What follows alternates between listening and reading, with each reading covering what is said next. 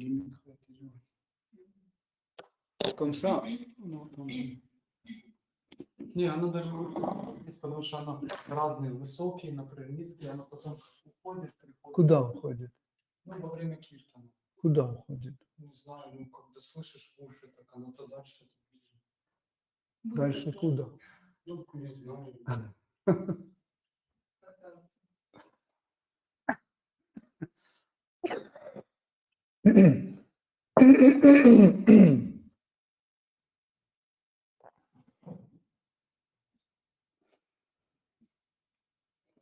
Samsaradava nalalitya loka pranaya karunya gana ganatvam samsaradava nalalitya loka pranaya karunya gana ganatvam apasya kalyana gunarnavasya Vande Guru Shri Charanarvindam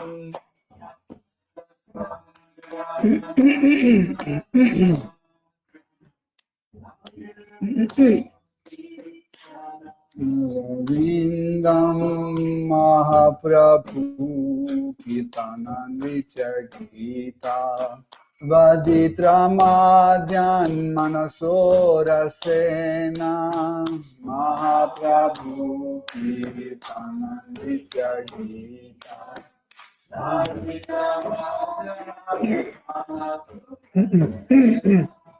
Romanchakam Pasutaranga Bhaja Vande Guru Shri Charanarvindam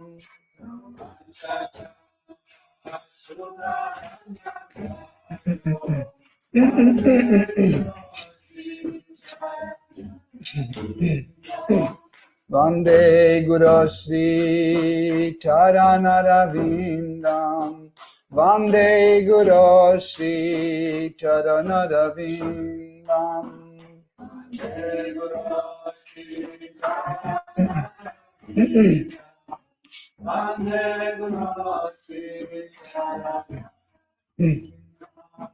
Vigraha Rathana Nityanana Sringaratan Mandira Marjana Dao Nana Tan Mandira Marjana Dao Yuktasya Bhaktam Shchani Unjatopi Vande Guru Shri Charanarvindam Yuktasya Bhaktam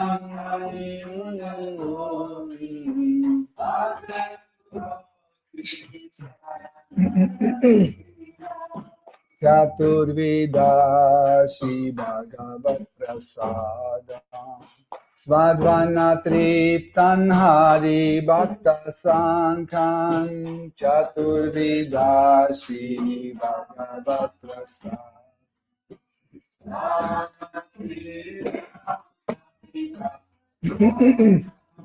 Kritvaiva Triptim Bhajata Sadaiva Vande Guru Shri Charanarvindam Kritvaiva Triptim Bhajata Sadaiva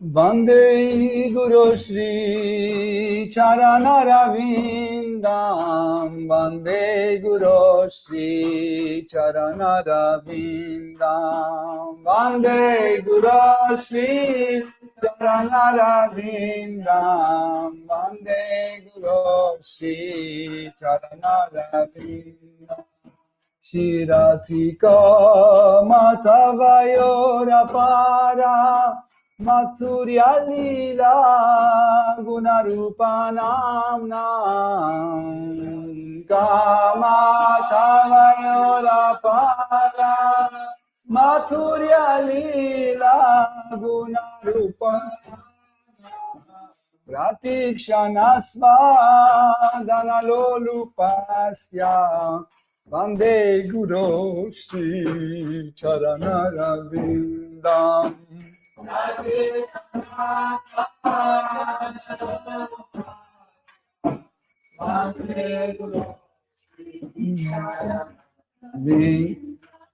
Nikunjayo no Rati Keli Sridhar Dayali Phir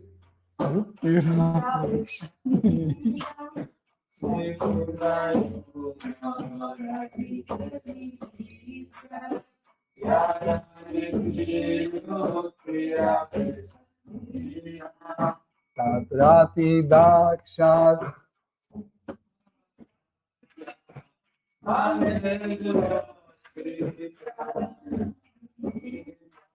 Vande Guru Shri Charanara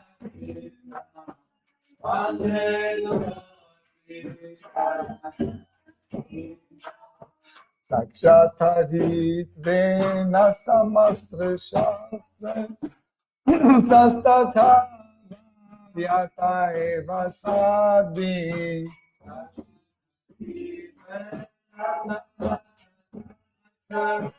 Muktastatha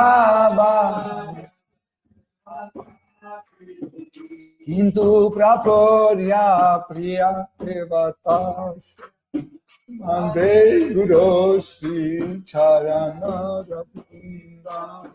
Kintu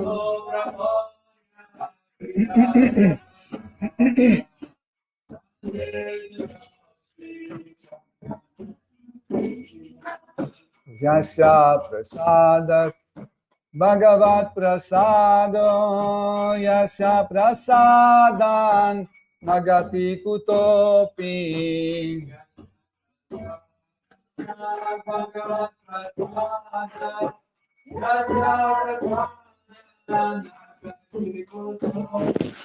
Vyayastubam Stasya Shastri Santyam Vande Guru Shri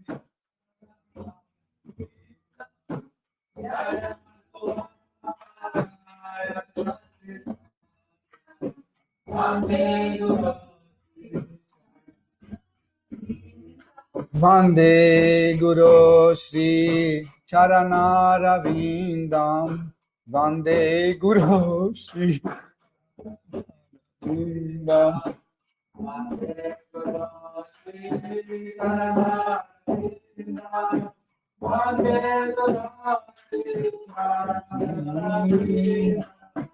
Vande Guru Shri Charanarvindam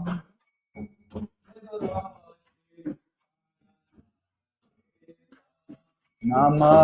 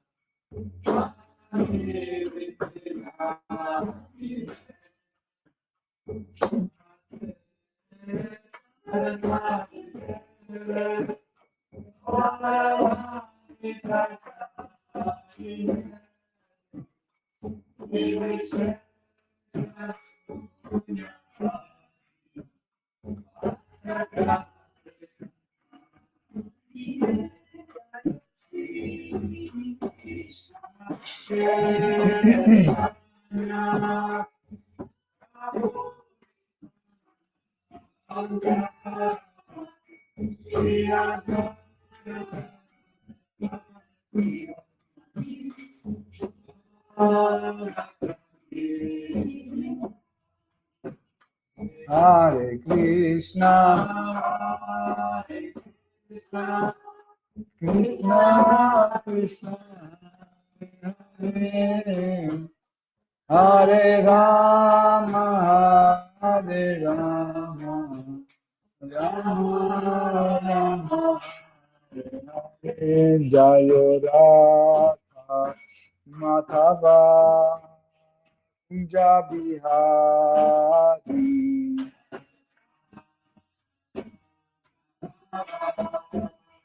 Kunja Bihari Jaya Radha Madhava Kunja Bihari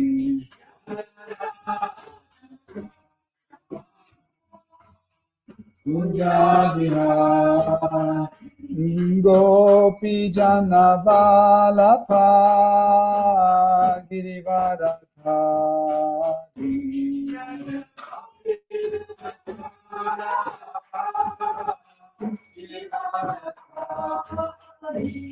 Gopi Jana Vallabha Girivaradhari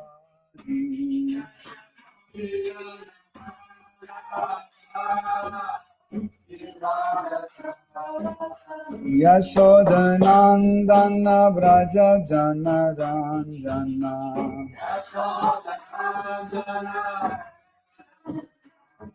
Yashodanandana Vraja Jana Ranjana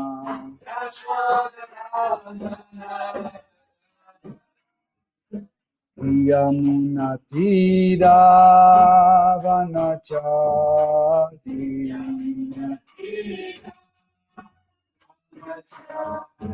Yamuna Tira Vanachari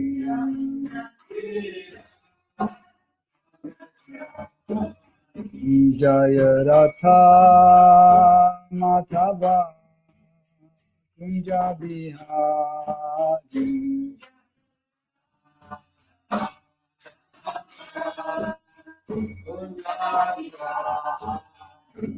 Jai Jai Shri Radha Parishishwara Ki Jai Shri Jagannath Shri Baladev Shri Mati Subhadra Devi Ki Jai Shri Shri Radha Govinda Ki Jai Jai Sitaram Lakshman Hanuman Bharata Shatrugna Ayodhya Dama Ki Jai Shri Shri Nitai Sachi Sutta Advaita Chandra Gadadhara Shivasadi Gaura Bhakta Vrinda Ki Jai Shri Lakshmi Narasimha Prahlad Maharaj, Shri Sudarshan Chakra Ki Jai. Shri Nitai Sachi Sutta Advaita Chandra Gadadhara Shivasadi Gaura Bhakta Vrinda Ki Jai. Tulsi Maharani Bhakti Devi Ki Jai. Saraswati Devi Ki Jai. Shri Guru Parampara Ki Jai. Srila Prabhupada Ki Jai. Shri Lakshmi Narasimha Prahlad Maharaj, Shri Sudarshan Chakra Ki Jai. Tudo bravo de vos assemblées. Om Ajnanati Mirandasya Jananjana Shalakaya Chaksurun Militam Yena Tasmai Shri Gurave Namaha Shri Chaitanya Manabhishtam Stapitam Yena Bhutale Swayam Rupa Kadamayam Dadati Svapadantikam Vandeham Shri Guru Shri Yuta Padakamalam Shri Gurum Vaishnavam Shri Rupam Sagrajatam Sahagana Raghunatham Vitam Tam Sajivam Sadvaitam Savadutam Parijana Saitam Krishna Chaitanya Devam Shri Radha Krishna Padam Sahagana Lalita Shri Vishakam Vitamscha Hey Krishna Karuna Sindhu Dina Bandhu Jagatpate Gopesha Gopika Kanta Radha Kanta Namostute Tapta Kanchana Gaurangi Radhe Vrindavaneshwari Vrishabhanusute Devi Pranamami Hari Priye Vancha kalpatarubhyascha kripa sindhubhya cha patitanam pavanebhyo vaishnavebhyo namo namaha nama om vishnu padaya krishna prestaya bhutale shrimate bhakti vedanta swami niti namine namaste saraswati deve gauravani pracharine nirvishesha shunyavadi paschatya deshatarine Jai Shri Krishna Chaitanya Prabhu Nityananda Shri Advaita Gadadhara Shivasadi Gaura Bhakta Vrinda Hare Krishna Krishna Krishna Hare Hare Hare Rama Rama Rama Hare Hare Hare Hare Nama Eva Kevalam Kalunasteva Nasteva Nasteva Gatiranyataha Om Namo Bhagavate Vasudevaya.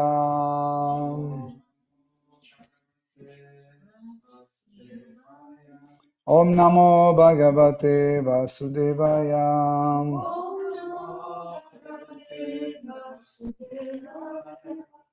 Om Namo Bhagavate Vasudevaya.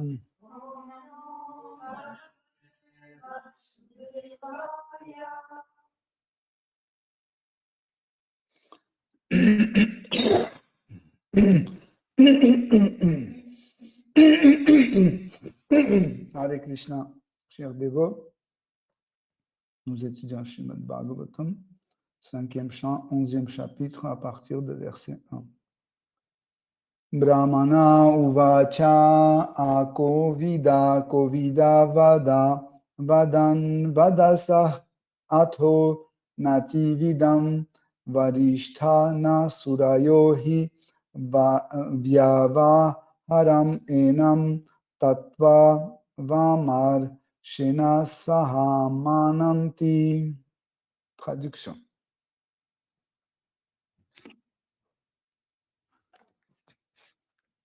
Le Brahmana Jadabharata dit: Mon cher roi, tu essaies de parler comme un homme de grande expérience malgré ton incompétence. Tu ne saurais donc être considéré comme tel. En effet, un sage ne tient pas le même langage que toi à propos des rapports existants entre un maître et son serviteur, ou à propos des joies et des peines matérielles. Ce ne sont là que des manifestations externes et aucun homme d'expérience ayant atteint un haut niveau spirituel dans la recherche de la vérité absolue ne parlerait ainsi. Teneur est porté par Bhaktivedanta par Swami, sa divine grâce, sa divine grâce, Bhaktivedanta Swami Prabhupada. Krishna réprimanda Arjuna d'une façon analogue. Ashokyan anvashokastvam prajnavadam cha pasase. Bien que tu tiennes de savants discours, tu t'affliges sans raison. Bhagavad Gita, 11e chapitre, 11e de 11.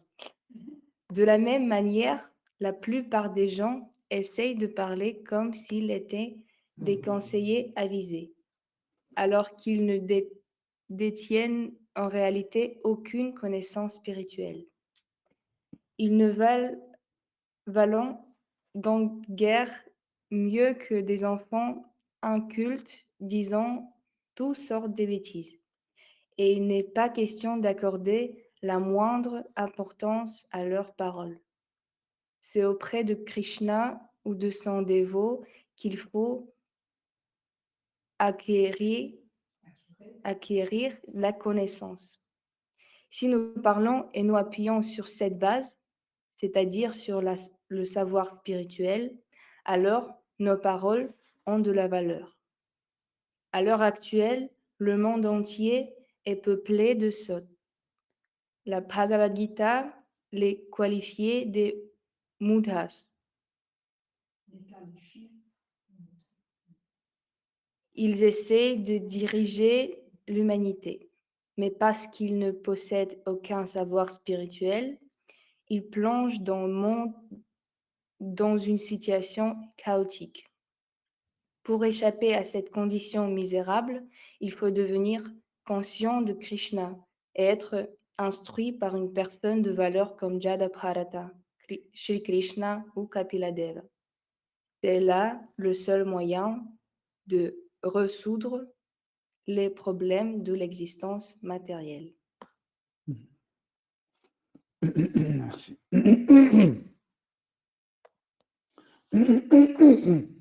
Après avoir entendu les raisonnements de roi Rahugana, Jad Bharat a commencé à parler. Donc, en effet, son but n'était pas à baisser la position de roi ou gagner la bataille de discours, etc., comme d'habitude nous faisons. Je vois souvent quand les dévots sont en train de prêcher à quelqu'un, ou parmi eux, dès qu'il y en a un qui n'est pas d'accord avec l'autre, ils commencent à se battre pour gagner.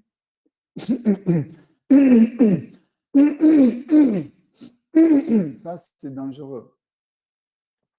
Pourquoi c'est dangereux? Parce que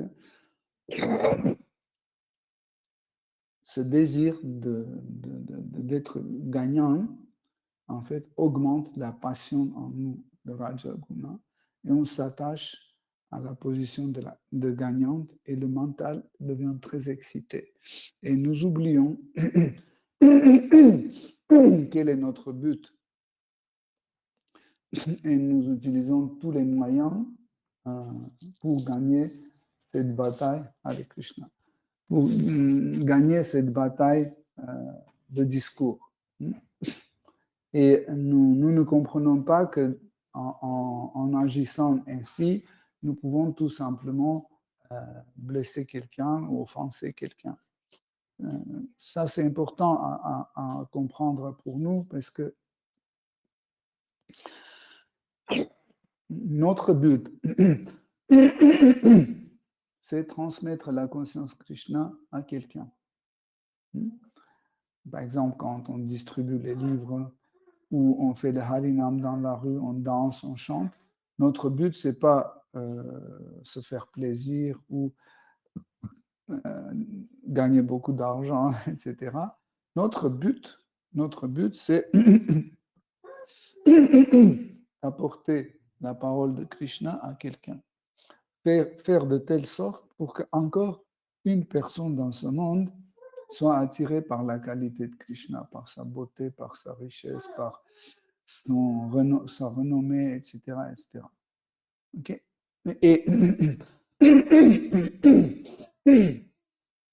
Mais ici, nous voyons que, en fait, le roi Rahugana, ce n'était pas son but. Juste, il raisonnait d'une façon philosophique pour qu'on voit qu'il comprend ou il connaît la philosophie spirituelle.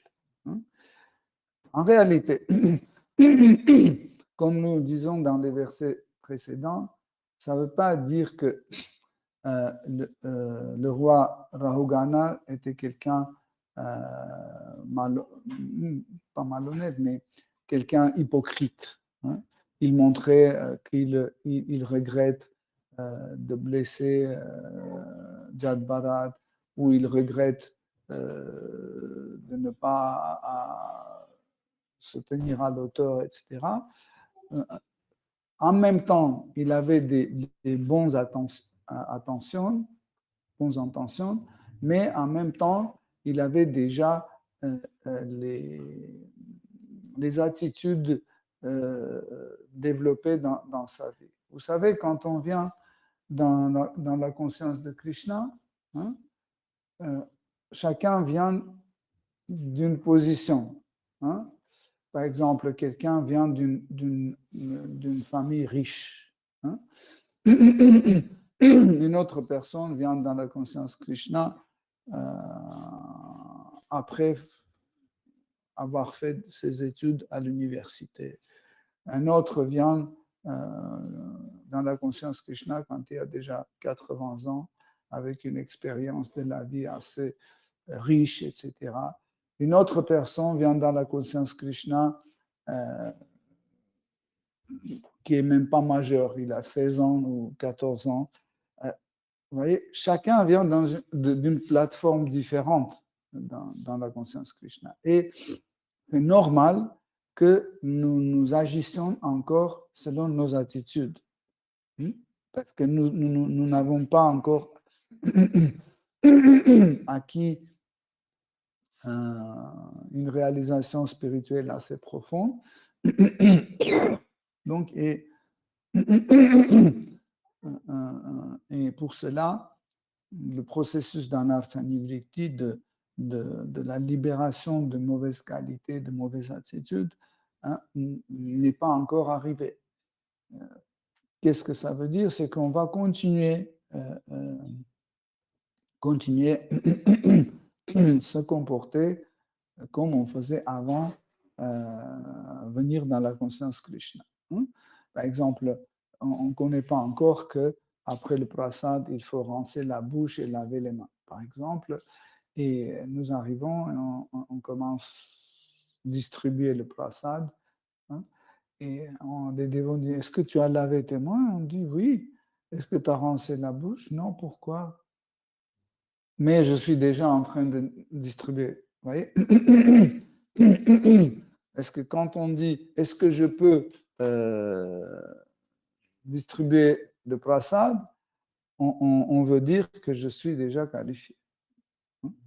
Parce que je ne sais pas encore qu'il y a des règles. Moi, mes critères, c'est la distribution de nourriture. Comme d'habitude, pendant les fêtes, dans la mairie, dans la famille, qu'est-ce qu'on fait? On distribue la nourriture.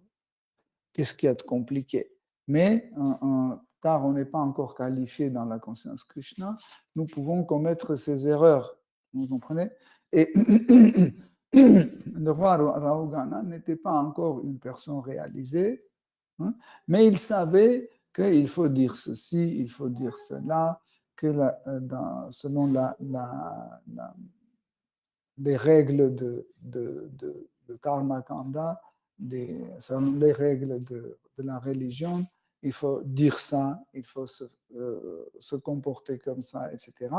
Donc, ça ne veut pas dire qu'il ne connaissait rien du tout, mais comme a bien remarqué Jad Bharat, il a dit que tu n'as pas des connaissances profondes, mais tu essaies de parler avec le langage des sages. Quel est le langage des sages? En général, la sagesse, ce n'est pas juste une intelligence. Quand on dit « Oh, cette personne est très intelligente ». Mais la sagesse, c'est une intelligence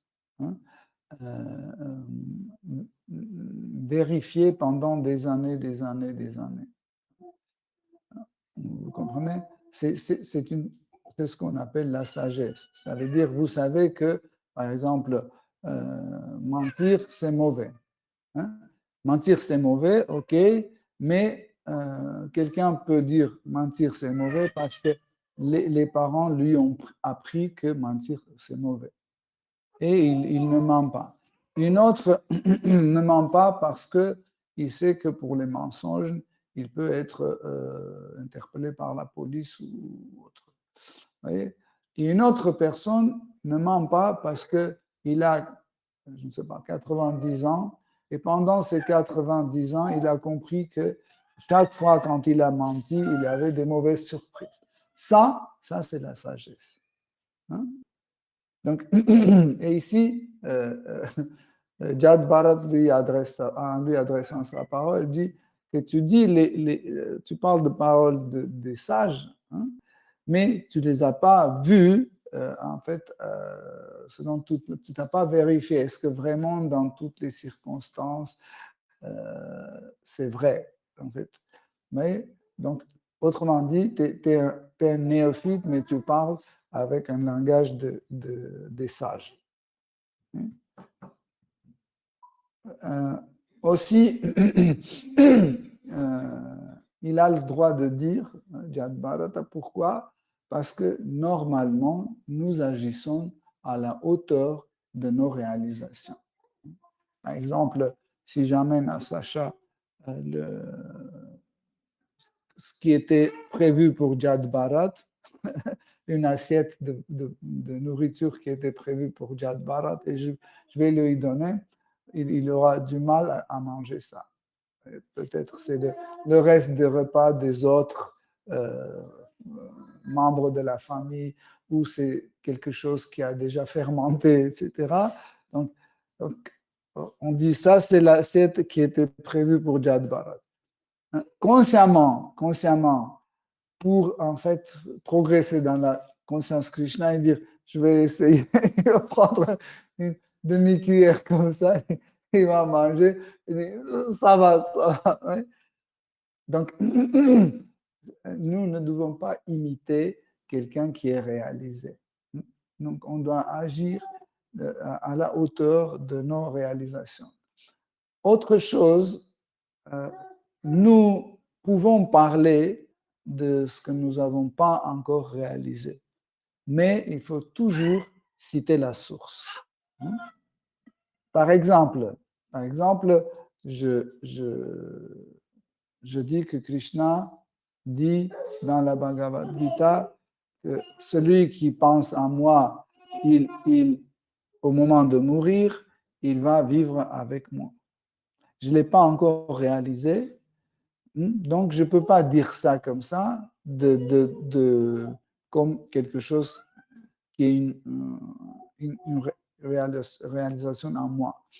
Et comme ça, je peux donner ces paroles comme une référence. Je peux dire, Krishna, dans la Bhagavad Gita, promet que celui qui va penser à moi au moment de mourir va vivre avec moi. Donc, si on me dit quelque chose, je dis, c'est pas moi qui a dit, c'est Krishna qui a dit. Ouais? Ça, c'est une bonne position. Comme ça, nous gardons notre niveau de réalisation. Donc, et si je me trompe, si je dis quelque chose, etc., qui n'est pas correct, donc c'est tout à fait pardonnable parce que je ne connais pas. Ouais? Donc, mais ici, le roi Rahugana, il avait un comportement de quelqu'un qui a réalisé plein de choses, mais en réalité, il n'avait pas cette réalisation. Oui? Donc, c'est pour ça qu'il on peut dire, il l'a critiqué un peu. Hein? Il a dit que celui qui a connu la vérité absolue a un autre type de comportement.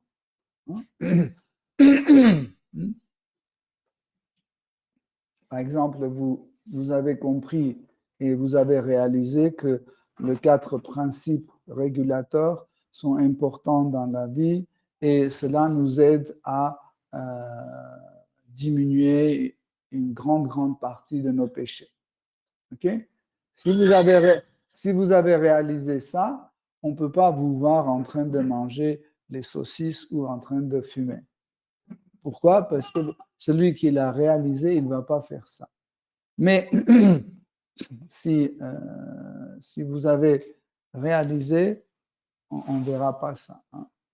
Mais comme il y a une façon de fausse réalisation aussi quand on a mal compris certaines choses et nous pensons que c'est réalisé. Je me souviens qu'il y avait une dévote qui avait des problèmes de santé qui étaient liés aux céréales, qui étaient liés aux céréales et on lui a dit que il ne faut pas que tu manges de la farine. C'est vraiment la première chose qui est très nocive pour toi. Elle a dit oui, ok, tout de suite, je vais arrêter de manger de la farine. Et 1 heure après, pendant le repas, quand on a distribué les chapatis, les poulets, etc., elle a commencé à les manger. Elle me dit, mais on a dit que tu ne dois pas manger de la farine. Je dis, non, c'est un chapati, ce n'est pas de la farine. Comme si elle devait manger la farine comme ça, avec la cuillère. Donc, c'est une mauvaise compréhension de la réalisation. En fait, pour cela, dans les relations de disciples avec le gourou, toutes nos réalisations se confirment. Hein. Pendant les darshans,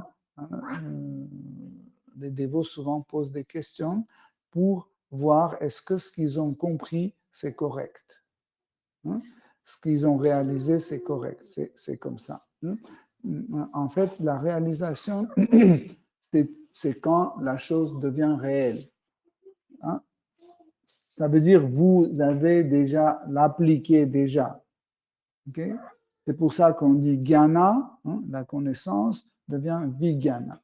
Vijnana, c'est la forme de la connaissance réalisée. Ça veut dire que vous l'avez déjà appliqué dans la vie et vous savez que c'est vrai. Okay? On va lire le verset suivant. Juste le verset. Mhm.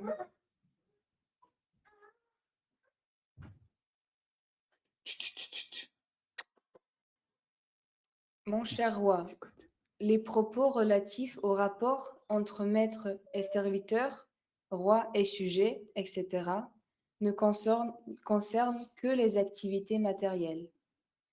Les gens qui s'intéressent à celles-ci, telles qu'elles sont définies dans les Védas, sont résolus à multiplier les sacrifices matériels et à mettre leur foi dans les actes intéressés. Pour eux, il ne saurait être question de progrès spirituel. Merci.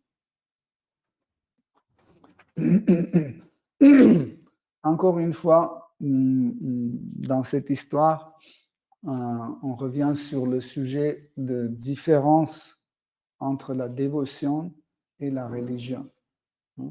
Parce que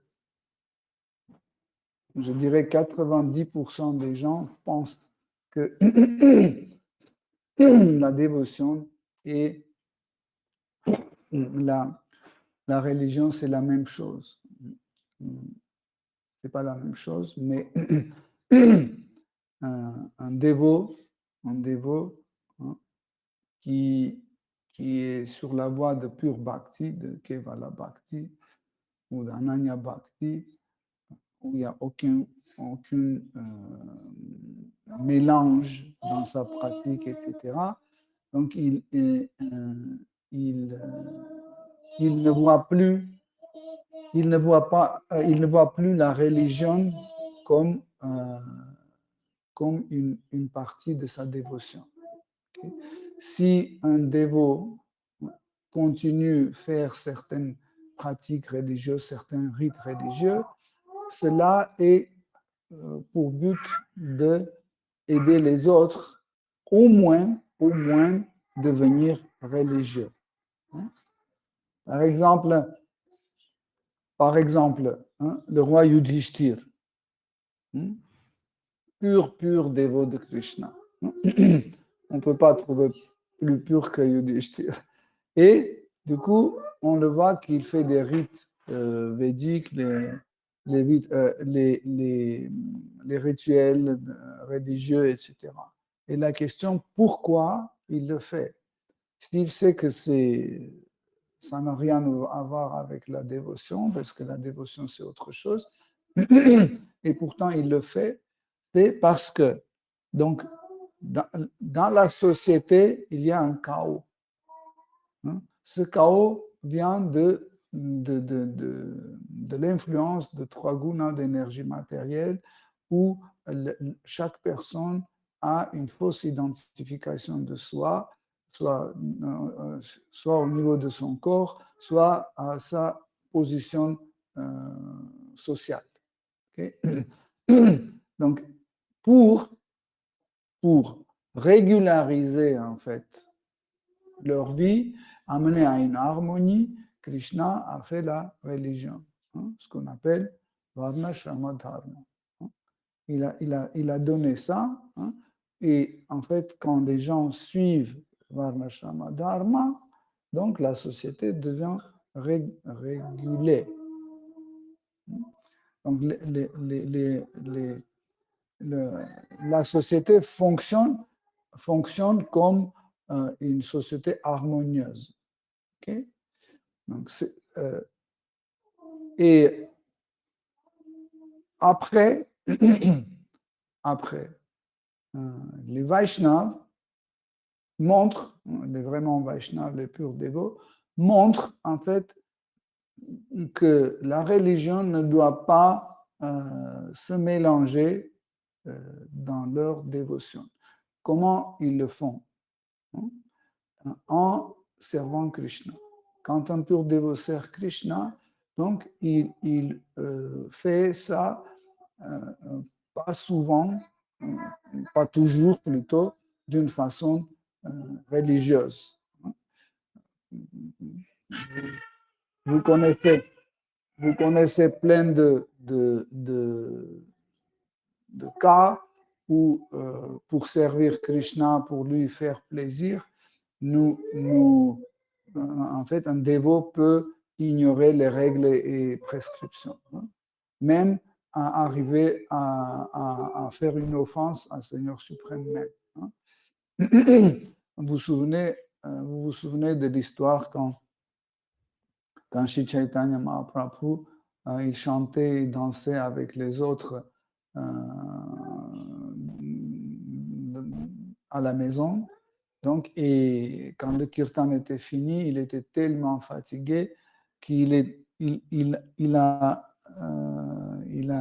voulait entrer dans sa chambre pour qu'un de ses serviteurs lui masse le corps, hein, parce qu'il était complètement fatigué. Donc, et en fait, il a tombé vraiment à l'entrée de sa chambre. La moitié dans la chambre, l'autre moitié dans d'autres pièces. Et donc, pour servir Seigneur, son serviteur, il ne savait pas comment entrer. Parce que pour entrer dans sa chambre, il fallait qu'il enjambe Seigneur suprême. Et ça, c'est une faute grave, une offense vraiment grave. Mais, mais il raisonnait autrement. Il a dit, c'est pas grave, le plus important, c'est que Mahaprabhu a besoin de ce massage. Donc, il a enjambé et il a commencé à faire le massage à Sri Chaitanya Mahaprabhu. Après, quand le massage était fait, il est resté dans la chambre de Mahaprabhu et Mahaprabhu dormait. Tous les dévots ont déjà pris le prasad, etc. On a appelé ce serviteur, viens manger ce plat. Il a dit non, je mangerai après, je ne peux pas sortir. Et quand Mahaprabhu a entendu ces paroles, il a ouvert ses yeux, il a dit, mais pourquoi tu ne vas pas manger avec les dévots? Et ce dévot a dit, parce que je ne pouvais pas t'enjamber pour sortir et manger. Et il a dit, mais tu as déjà fait une fois, pourquoi tu n'as pas voulu faire dans l'autre sens? Il a dit, parce que la première fois quand je suis entré, en fait, mon but était de te faire plaisir en faisant le massage.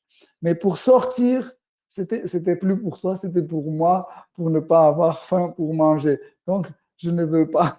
C'est pour ça que j'ai resté ici. Vous voyez? Donc, comme ça, les dévots, les purs dévots, souvent montrent l'exemple pour attirer les gens matérialistes, au moins devenir religieux, parce que, en fait, quand on suit les règles et principes de la religion, sachez que cela purifie nos sens.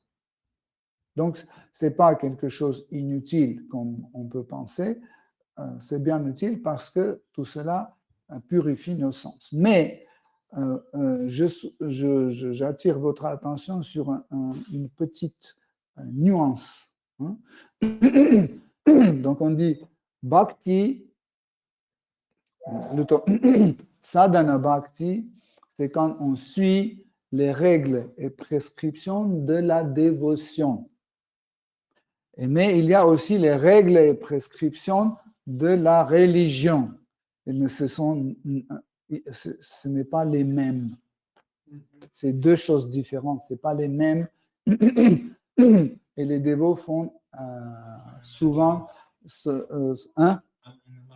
c'est une amalgame où ils ne comprennent même pas. Ils pensent que c'est la même chose. Non, ce n'est pas la même chose du tout, hein. Surtout, le contenu, hein, et les faits sont différents. Okay? Donc, On a dit ça parce que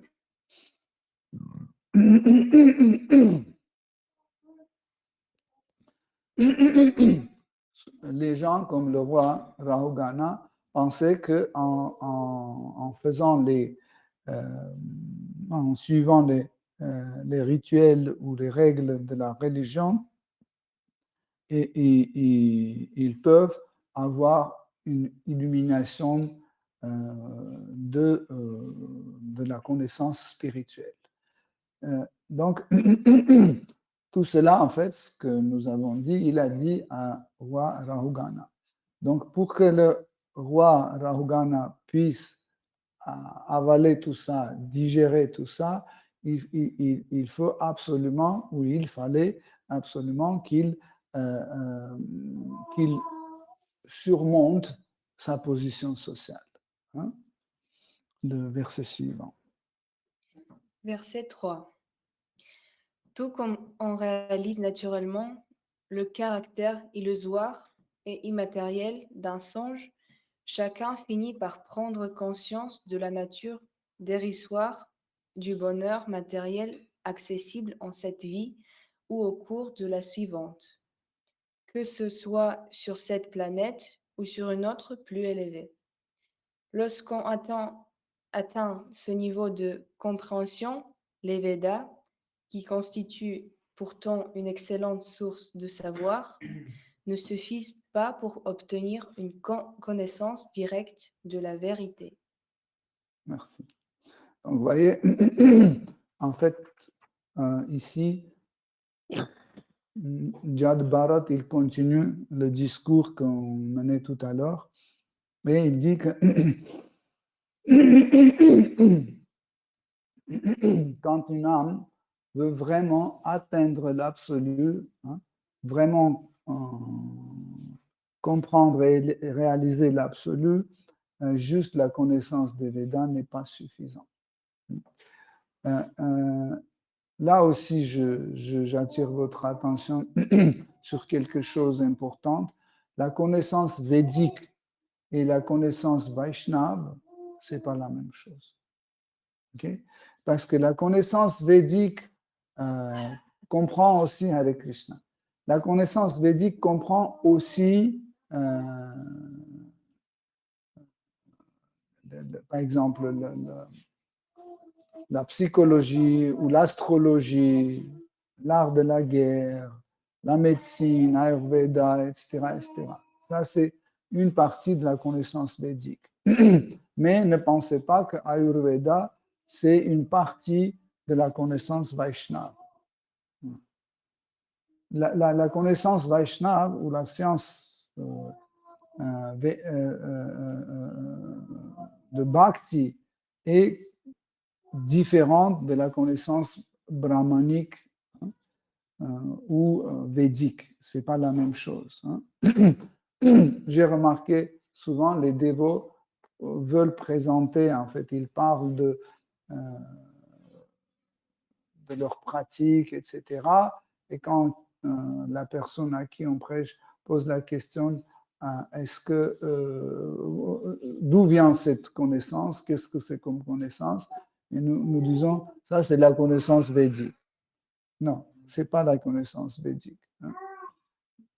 Et pourtant, il y a des éléments de la connaissance védique dans la science Vaishnava, oui, mais on le sépare de connaissance védique. Hein. On ne dit pas que la dévotion ne rentre pas dans les connaissances de Védas, etc., mais en général, les Védas ont été écrits pour un bon fonctionnement de ce monde, pour que les gens, en pratique, petit à petit se purifient et ils viennent dans leur esprit, viennent à Bhakti, au service dévotionnel ou à la dévotion. Par exemple, dans Srimad Bhagavatam, il y a un épisode où Srila Vyasadeva, après avoir écrit les 4 Védas les 108 Upanishads, Vedanta Sutra, en fait, tous les livres définitifs pour la compréhension de la philosophie. Il a écrit tout ça, mais il a senti qu'il y a une insatisfaction. Pourquoi? Parce qu'il y avait quelque chose qu'il ratait. Vous savez, en général, chaque auteur, soit c'est un écrivain, un musicien ou un artiste peintre ou autre, quand il crée une chose, après il commence à revoir ou réécouter ce qu'ils ont écrit, relire ce qu'ils ont écrit pour être sûr que c'est vraiment bien fait. Et quand on relit, on revise encore et encore ce que nous avons créé et nous avons une satisfaction, donc c'est OK. Mais chez le Vyasadeva, il révisait en fait Vedanta Sutra qu'il a écrit, les Upanishads, etc. Et il n'avait pas cette satisfaction profonde. Et il ne savait pas où est cette brèche, où est cette lacune. Et à ce moment, son maître spirituel infiniment miséricordieux, Narada Muni, est venu et il a dit, parce que tu as parlé de tout sauf la dévotion. Hein? Et on peut dire, mais comment un dévot comme Srila Vyasadeva peut parler de tout sauf dévotion? En réalité, vous pouvez trouver les motifs dévotionnels et dans les Védas et dans Vedanta Sutra, partout ce qui est écrit chez le Vyasadeva. Mais il n'a pas mis ça en premier plan. C'est pour ça que son gourou, Narada Muni, lui a fait une remarque. Il a dit, les gens ont déjà une tendance pour la gratification des sens. Et là, tout ce que tu leur proposes, c'est une gratification des sens autorisée. Comme cela, ils vont être encore plus avides pour en avoir plus en plus, parce que si c'est autorisé, donc il n'y a pas de problème. Voyez? Et il a dit, pour cela, tu dois décrire le bhakti, la dévotion. Et comme ça, le Vyasadeva a entrepris de rédiger Srimad Bhagavatam. En effet, c'est le principe de notre parampara. Le gourou de Narada Muni, son père, Brahmadev, lui aussi, quand il a transmis la connaissance de Srimad Bhagavatam à Narada Muni, il a dit je t'ai expliqué la connaissance supérieure en façon brève. Okay? Tu prends-le, développe-le et diffuse, mais de telle sorte pour que chaque personne qui écoute tes paroles développe une forte attirance vers Seigneur suprême. Cette forte attirance vers Seigneur suprême, c'est le rati. C'est le rati.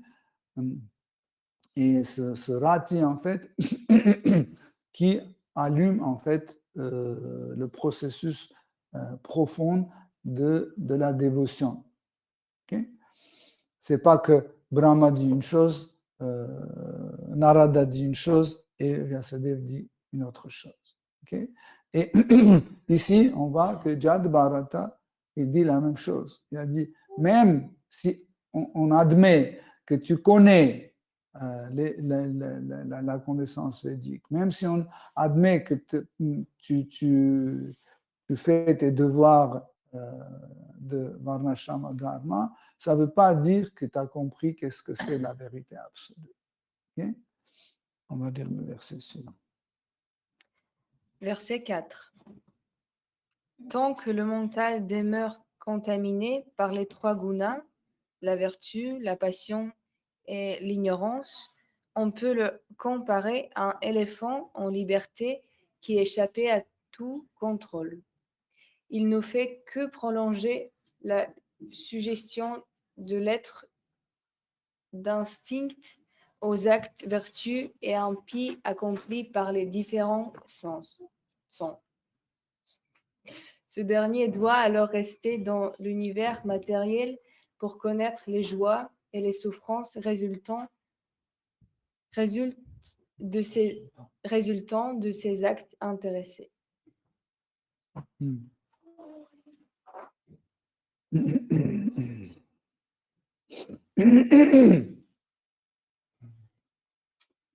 Jad Bharat, il continue son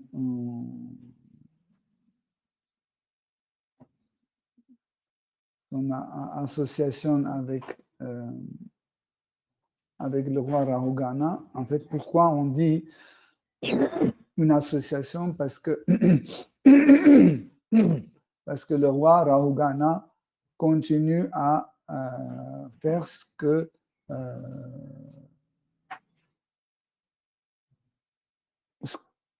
qui est en train de faire Jad Bharata.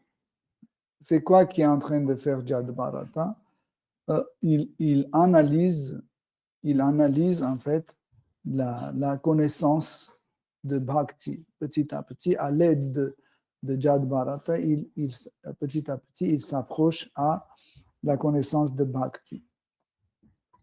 Mais ici, Jad Bharata, il continue, il dit, tant que nous sommes toujours sous l'influence de trois gunas, la vertu, passion et l'ignorance, on est comme un éléphant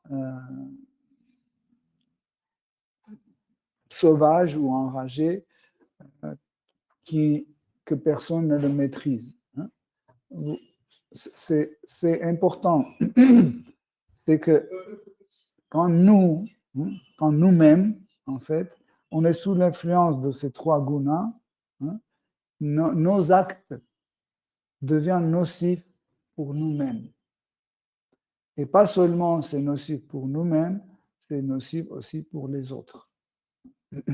Donc, c'est une bonne comparaison avec un éléphant. Je vais développer un peu plus ce sujet. Par exemple, il y a une très belle phrase, on dit l'éléphant dans une boutique de porcelaine. C'est très correct. Quand l'éléphant entre dans une boutique de porcelaine, même s'il fait très attention pour vraiment choisir délicatement, il suffit qu'il tourne un peu, tout va être cassé. Pourquoi? Parce que son corps, la nature d'un éléphant, est trop grossière. Même s'il fait très, très attention, il va, à 100%, il va tout détruire.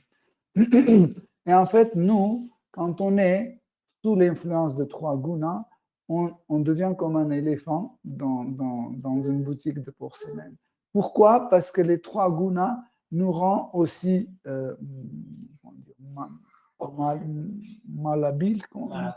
maladroits. On devient maladroit automatiquement. Même si notre corps est tout petit ou mince, où on arrive à faire des choses avec des trucs, etc. Mais quand même, on va tout casser. Ici, on dit casser dans le sens figuratif. Par exemple, une personne qui est sous l'influence de Raja Guna peut venir ici pour écouter la classe parce qu'il aime bien la parole de Bhagavad Gita, mais il peut venir et s'asseoir et Rajas va lui déranger parce qu'il va offenser le conférencier. Par exemple, le conférencier va dire quelque chose et puis il va crier de sa chaise, mais qui a dit ça? C'est pas vrai ça, etc. Ce que vous dites, c'est stupide. Vous voyez? Donc, c'est pour ça que j'ai donné cet exemple d'éléphant dans une boutique de porcelaine. Et ici, Jad Bharat justement dit que, en fait, c'est trois gunas qui nous rendent maladroits comme un éléphant. Et aussi, il continue à analyser, il dit que ces trois gunas prennent sur leur contrôle, notre mental. Et le mental commence à faire des choses, hein, des actes qui n'est pas apte de valoriser correctement. Hein. Il fait quelque chose très très mauvais, par exemple, il commence à boire du vin rouge et on dit mais c'est mauvais. Il dit non, j'ai lu, c'était écrit, c'est très bon pour la circulation sanguine. Ouais. Donc c'est le tamas, par exemple, hein, dans ce cas-là, le tamas qui influence et la personne pense que c'est le contraire. C'est pas le tamas, c'est la pure connaissance védique ou autre. Vous comprenez? C'est pour ça que ceux qui ont mis leurs pieds sur le chemin de sadhana bhakti, ils suivent les principes, hein, ils suivent les 4 principes, vous les connaissez tous, ainsi que nous étudions en parallèle pas des Amrita, le nectar des instructions. Et dans le nectar d'instruction, Srila Rupa Goswami ajoute encore 12 principes qu'un dévot doit suivre pour mieux réussir. Donc au total, nous avons 16 règles avec Krishna. Nous avons 16 règles pour réussir dans notre vie Vaishnava. Hein? Et pour suivre ces 16 règles, nous avons toujours besoin d'un encouragement de gourou. Hein? Parce que je vous avoue, 4 principes, ça va. On peut, en faisant des efforts, on peut atteindre quelque chose. Mais les 12 suivants, c'est beaucoup, beaucoup plus difficile. Vous savez pourquoi?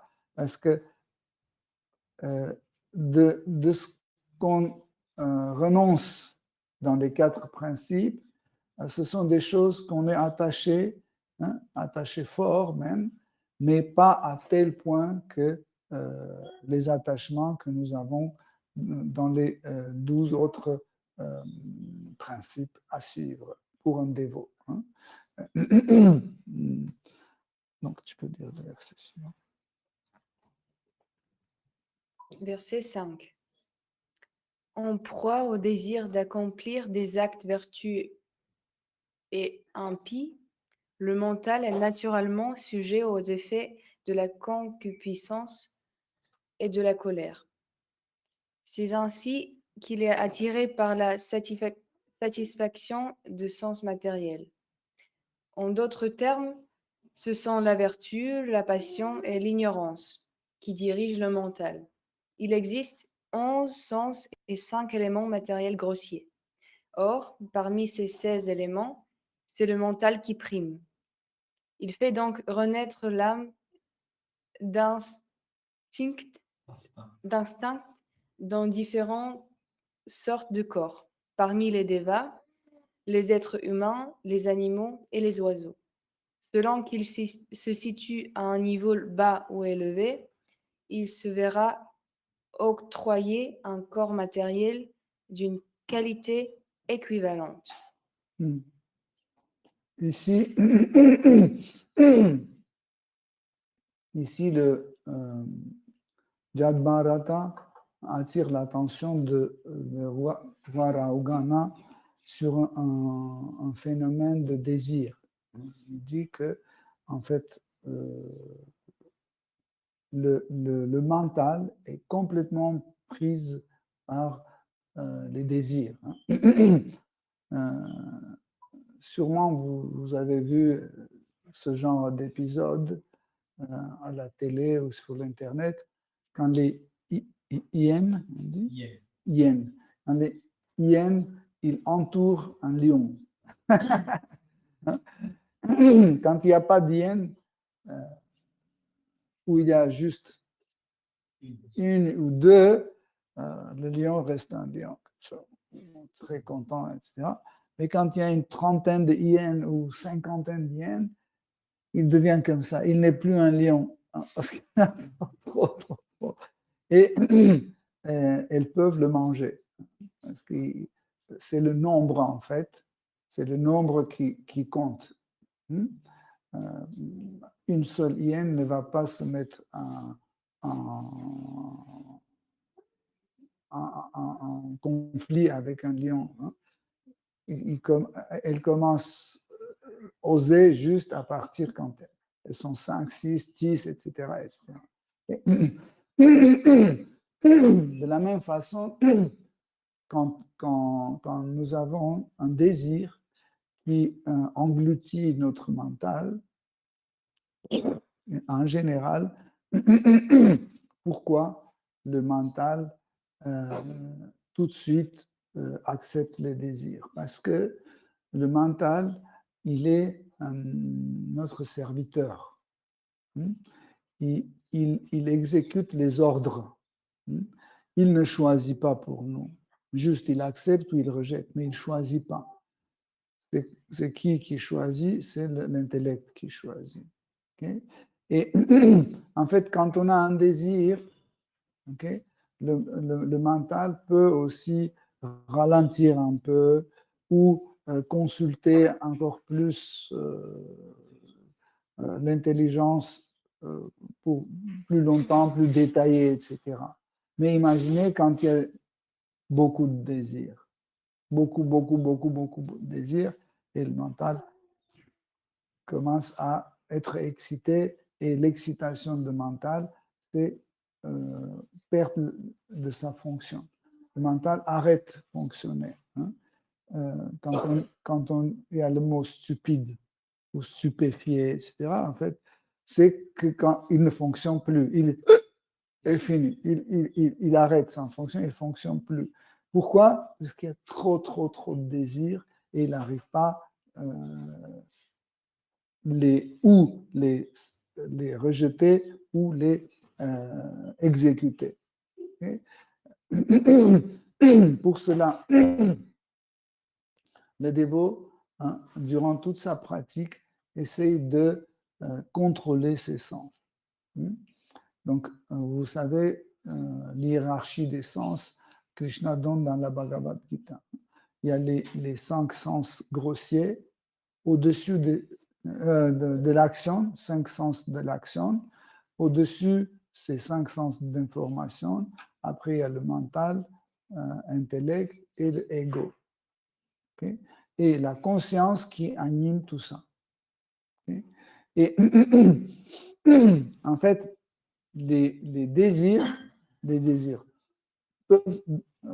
peuvent survenir sur nous dans cette hiérarchie, ou de bas vers le haut, ou de haut vers le bas.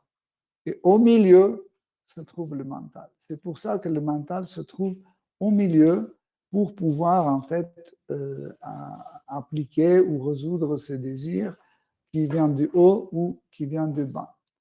Ceux qui viennent de bas, les désirs qui viennent de bas, en général, ce sont les désirs concernant les fonctionnements du corps. Par exemple, le désir de manger. Ça peut venir de corps, parce qu'on a mangé il y a 5 heures et maintenant j'ai faim. Okay? Mais on peut avoir aussi un désir qui vient de haut. On vient de manger, on n'a pas faim, mais quelqu'un amène un gâteau ou une pizza. Et l'odeur, ça commence à exciter notre langue et on a une fausse sensation, de faim. Okay? Donc, normalement, pour pouvoir analyser nos désirs et les contrôler, en fait, tout faux besoin, l'homme doit rejeter. Tout faux besoin. Okay? Par exemple, le désir d'être renommé. Ça vient du haut ou ça vient de bas? Ça vient du haut. Ça vient de notre ego. Okay? Donc, et quand au moins quand au moins le sadhaka ou le pratiquant, quand au moins il commence à distinguer les choses qui viennent de bas et les choses qui viennent du haut, ça lui permet d'analyser ses désirs, hein, et faire un choix correct. Par exemple, je passe dans la rue et il y a l'odeur de fromage et dit waouh, j'ai faim. J'ai envie de manger, je désire de manger un fromage. Et pourtant, je sors de la table, j'ai même pas de place pour manger un petit morceau de fromage. Okay? Donc, un sadhaka, tout de suite, il raisonne. Tu ne peux pas avoir faim parce que tu viens de manger. Et comme ça, ce désir a disparu. Voyez? Mais quand on n'a pas choisi cette voie de renoncement, quand on dit bah, je suis libre, je dois, tout ce que je prends plaisir, je vis pour mon plaisir, dès que j'ai envie de ceci, on dit, pourquoi tu manges ça? Parce que j'en ai envie. Pourquoi tu achètes ce truc? Parce que j'en ai envie. Tu ne dis pas parce que j'ai plus de chaussures, c'est pour ça que j'achète. Parce que j'en ai envie. Mais envie, ça ne veut pas dire raisonnable. Parce qu'envie, ça peut être irraisonnable aussi. Donc, et ici, Jad Bharata, il dit qu'en fait, ce genre de personnes, comme tu t'es présenté, il se trouve emprisonné par le mental. Et en fait, ce mental, qui est le chef de tous les 10 sens inférieurs, hein, il doit connaître en fait la voie de renoncement, hein, et suivre cette voie pour ne pas devenir un esclave en fait de ses propres désirs. Hein. Plus tard, il va parler, il va dire que avec la connaissance, avec le renoncement, l'homme peut complètement couper un petit morceau tout ce genre de désir. Voilà, ok. Hare Krishna, chers dévots, on va s'arrêter ici. Et par la suite, en fait, cette conversation continue entre Jad Bharata et roi Rahugana. Et ce qui est important, c'est que pas seulement c'est une connaissance théorique, mais aussi c'est une connaissance assez pratique pour celui qui est sérieusement engagé dans le sadhana bhakti. Avec Krishna, si vous avez des questions, des commentaires.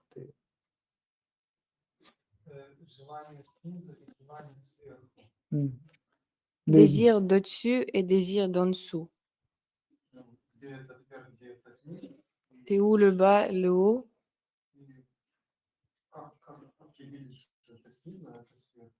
Comment on peut indiquer que c'est en bas ou au-dessus? Nous avons expliqué tout à l'heure ça. Donc,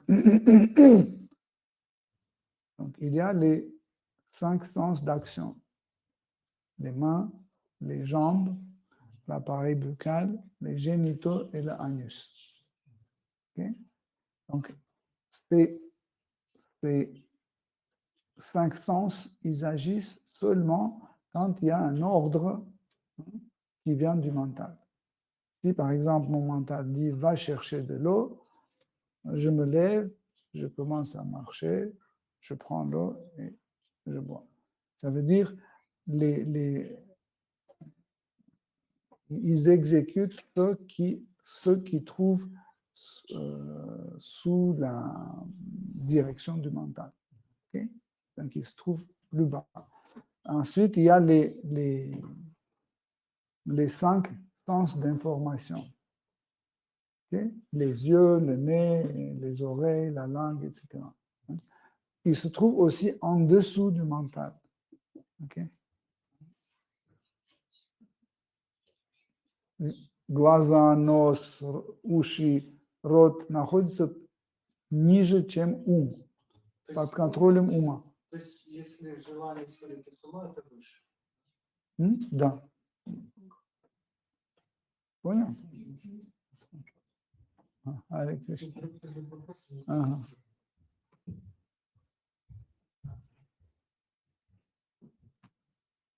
Si vous avez des questions.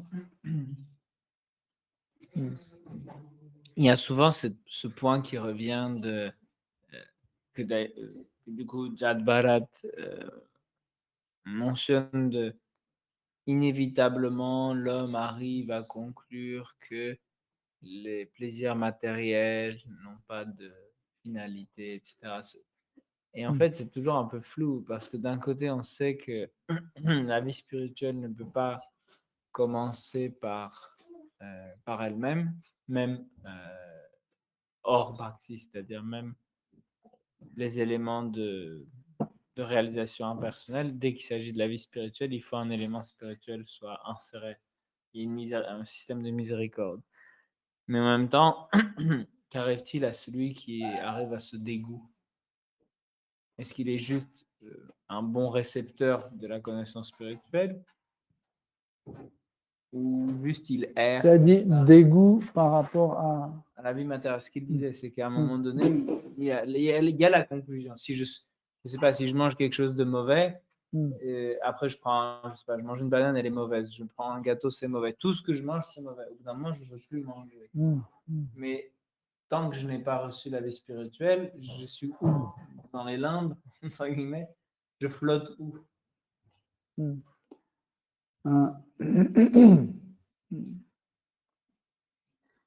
Comme on a dit l'autre jour, dans un de ses commentaires chez le Prabhupada, il dit que Bhakti, la dévotion, c'est comme le travail de labourer la terre. Quand on laboure la terre, donc on commence à tourner, creuser, travailler, en sachant qu'on va mettre des graines dedans. Quand on met les graines, on prévoit qu'après ça va pousser, ça va devenir voilà, ça va donner du blé, par exemple. Okay? Et après, quand on commence le récolter, on sait que si on récolte, on peut faire des gâteaux. Et quand on fait les gâteaux, on sait que ce gâteau, on peut offrir à Krishna. Mais aussi, on sait qu'on peut ne pas offrir à Krishna. Vous voyez? Donc, en fait, tous les actes précédents prennent le sens par l'action finale. Okay? C'est assez drôle, mais c'est comme ça. Mais, comme on a dit, l'action finale peut être ou j'offre à Krishna ou je n'offre pas. Le dévot commence en fait ce qui est à la fin, il le met dès le début. Comme ça, dès qu'il commence, le produit final est déjà là-dedans. Okay? Il est dedans. Donc, il n'a pas besoin d'atteindre l'étape finale pour conceptualiser tout le reste. Okay? Et ce que la dévotion, le produit final, ce que la dévotion peut donner à ce dévot, se trouve dès le départ dans toutes ses actions, étape par étape. Parce que l'énergie matérielle, par sa nature, elle est excitante. Hein? C'est une énergie de Srimati Radharani, c'est une énergie de la Jini Shakti. Hein? C'est pour ça que quand l'homme tombe dans ce monde matériel, il veut avoir et ça, je veux ça, parce que chaque chose est excitante. C'est la nature d'énergie matérielle même. Hein? Par exemple, voiture de chic, quand on roule, ça fait plaisir. C'est quoi? C'est juste l'énergie matérielle qui a pris cette forme, c'est tout.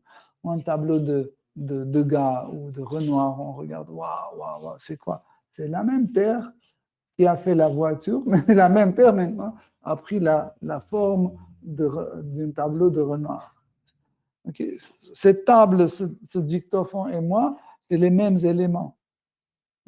C'est la conscience qui change. Okay? Pour cela, Srimad Bhagavatam et la Bhagavad Gita disent que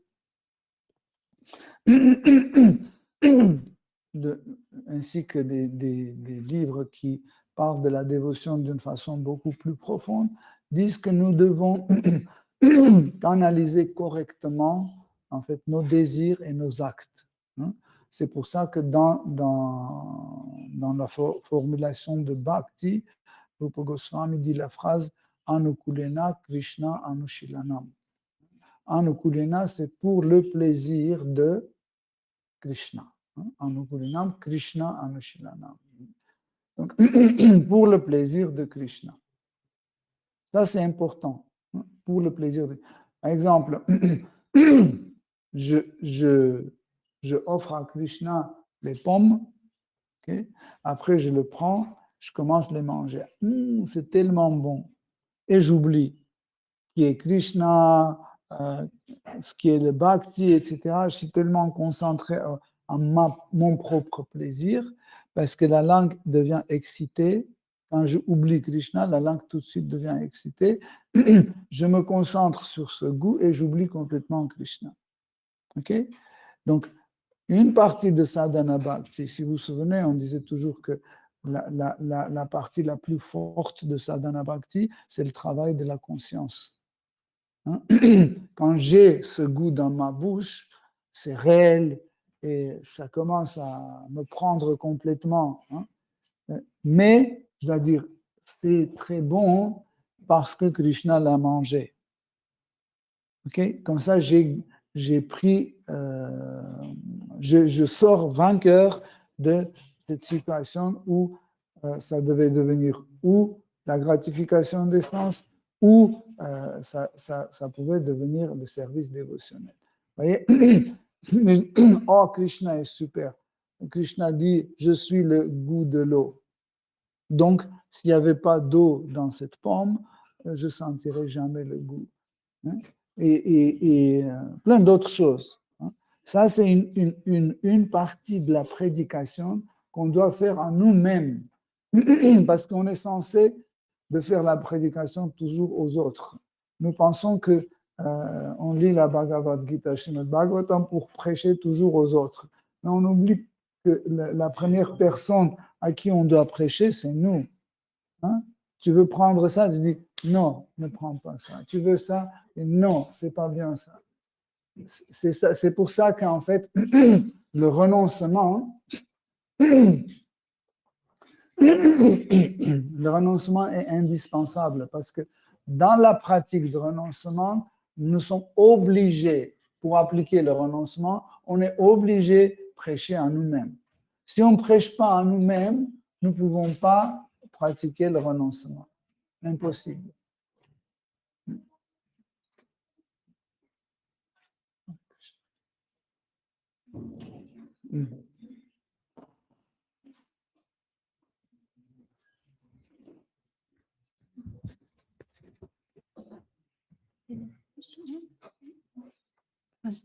Hare Krishna. Hare Krishna.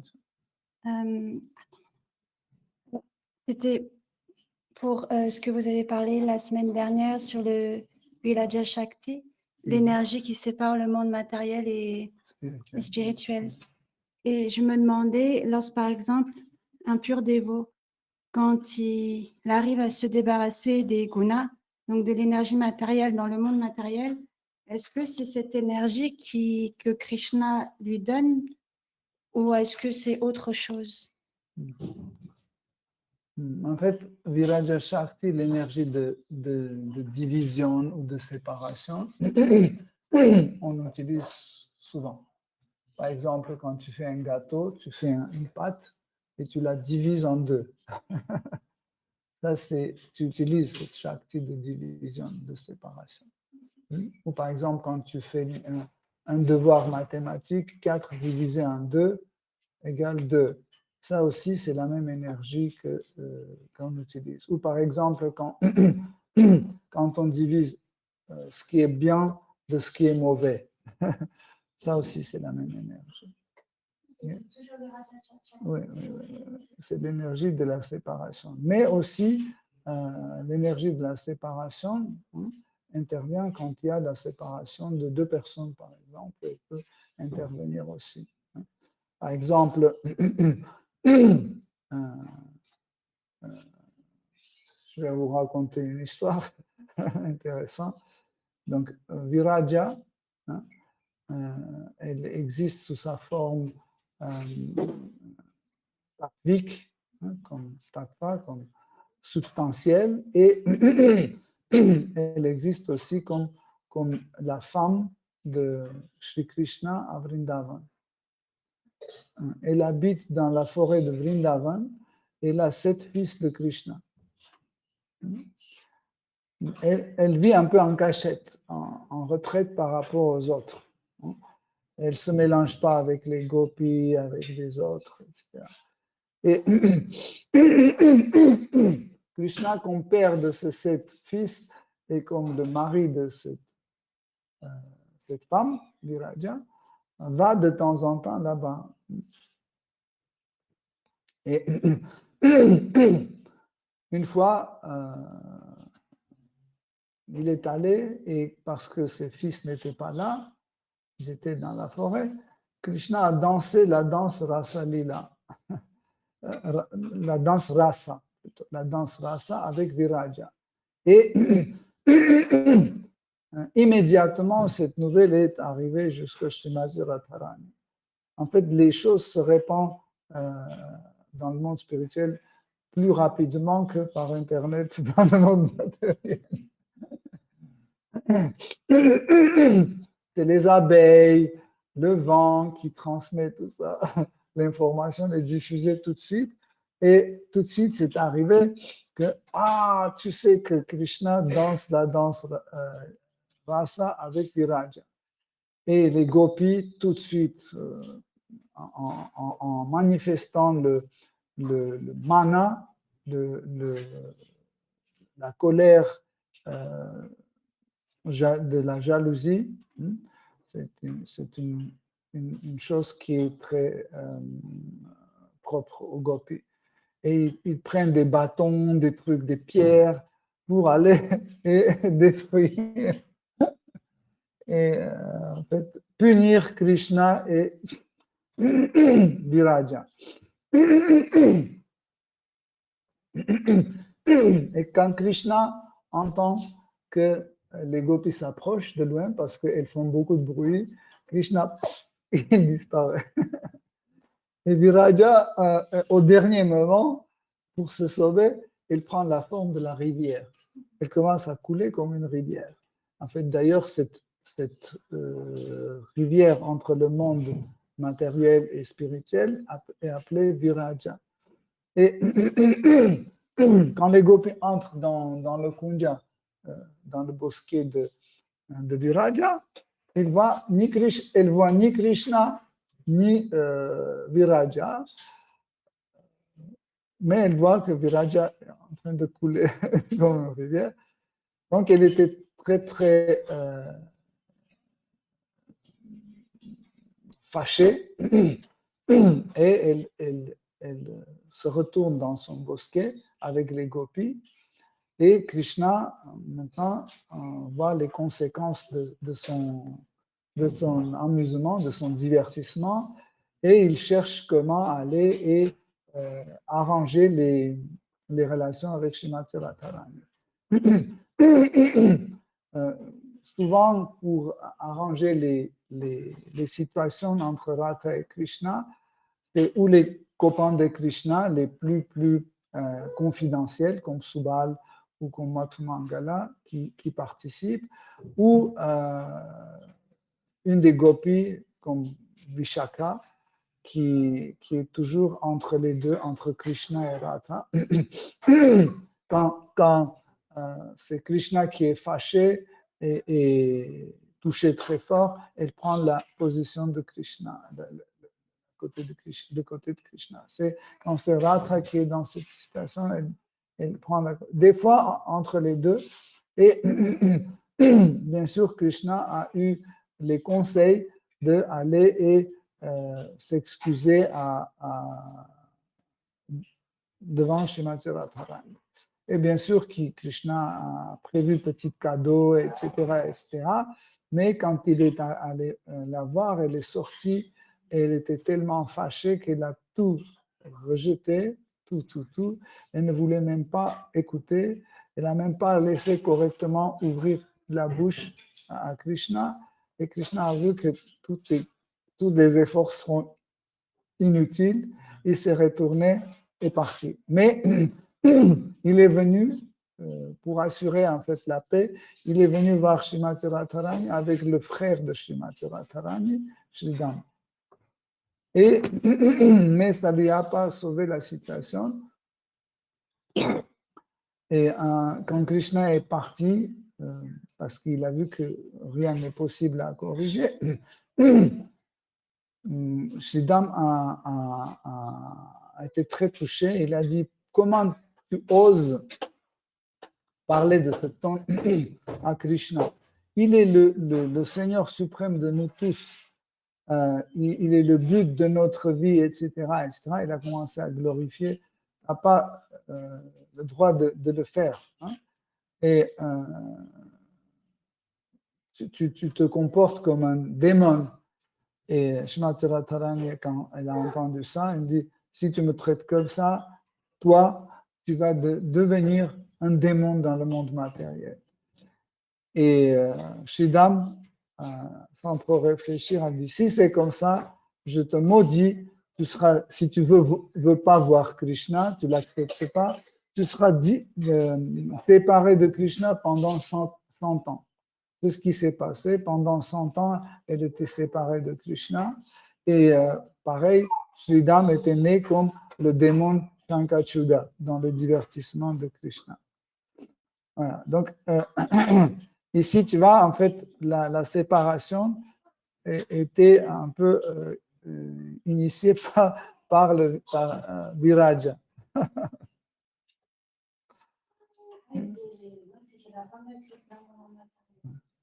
Pas dans le monde matériel.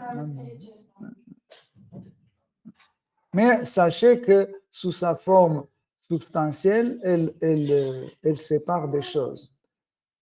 Parce que, en fait, elle sépare, mais aussi elle réunit aussi. Hein?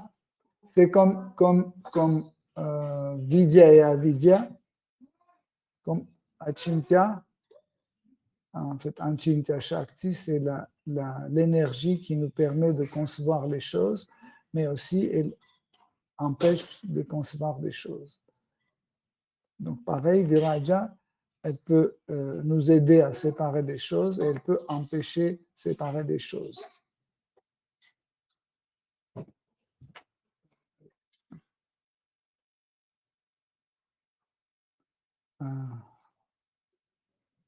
Avec le prasad, tout va bien? Oui, 1 minute. 1 minute, ça va. Donc, si vous avez une question pour 1 minute.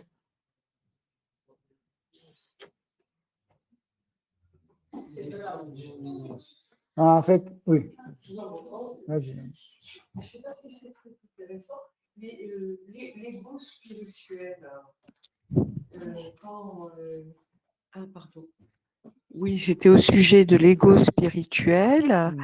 Quand on s'imagine bien faire les choses pour Krishna, pour Bouddha, pour ceci, pour cela, pour le reste, c'est toujours pour quelque chose. Donc quelque chose, est-ce vraiment le cœur ou est-ce vécu comme un objet en fait, comme un objet de contentement finalement, et on a l'impression que c'est pour. Enfin voilà, c'est peut-être un peu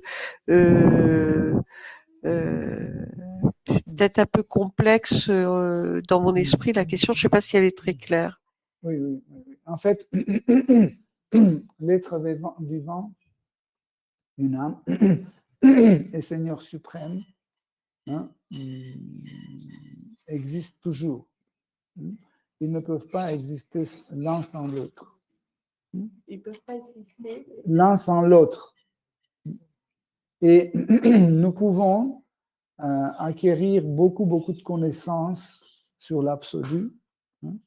Nous pouvons connaître comment Seigneur suprême fonctionne, comment la vérité absolue se manifeste sous ses différents aspects, etc.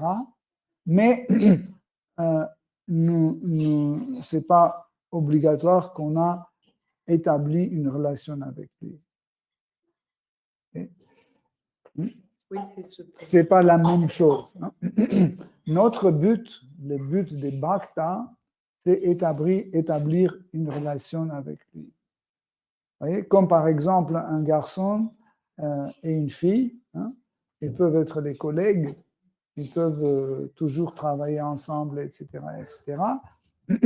Mais à part cette relation de travail ou de connaissance de fonctionnement, ils n'ont rien d'autre. Ils n'ont aucune relation. Dès que le travail est fini, chacun va chez lui.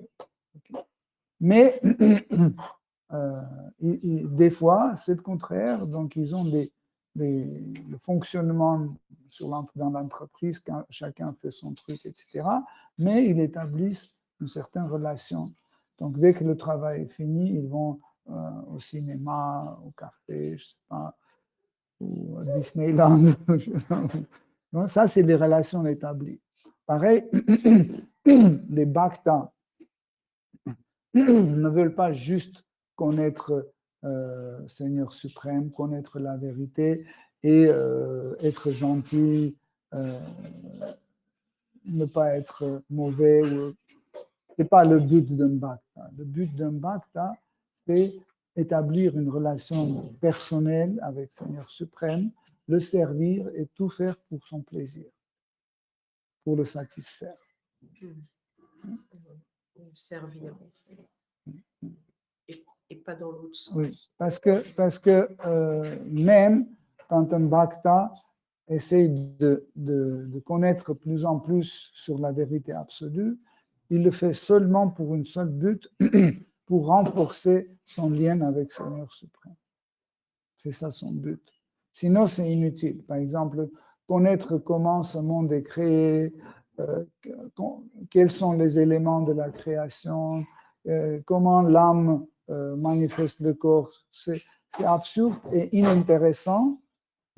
Ce n'est pas intéressant du tout si ça ne nous aide pas à établir nos relations personnelles avec l'absolu, avec Seigneur suprême. Par exemple, je connais des gens, voilà, il y a des personnes qui disent oui, mais moi je suis en connexion avec la source et donc la source me donne ce dont j'ai besoin et donc la source me dit que, etc. Et en fait, c'est cette croyance spirituelle qui est très sincère a priori, parce qu'on médite 6 heures par jour. On dit voilà, j'ai médité 6 heures par jour, mais quand il y a un problème, c'est impossible de le résoudre et c'est même pas possible de remettre en question et d'en parler. C'est cette sorte de, vous voyez, de cet égo spirituel qui comment faut-il procéder dans des cas comme ça, par exemple, sans blesser ou sans faire peur, parce que finalement, on ne peut pas remettre en question. Voilà, on peut aussi, il faut respecter aussi. C'était le sujet de notre conférence de début, parce que le roi Rahugana, il a parlé de même sorte comme tu as donné comme exemple. D'accord, ok. Voilà, comme je suis connecté à la source, mais Jad Bharat dit que, en fait, si quelqu'un est comme ça, ses actes doivent correspondre à ce qu'il dit. Ça doit correspondre. Si ça ne correspond pas, tout ce qu'il dit, ce n'est pas la vérité. Oui.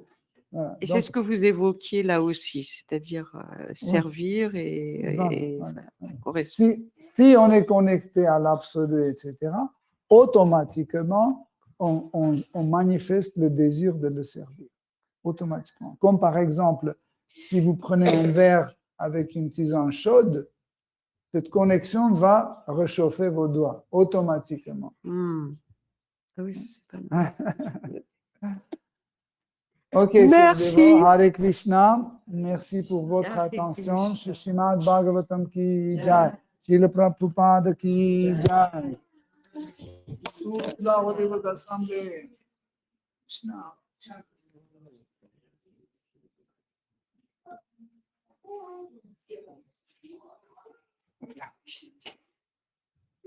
Et qu'est-ce que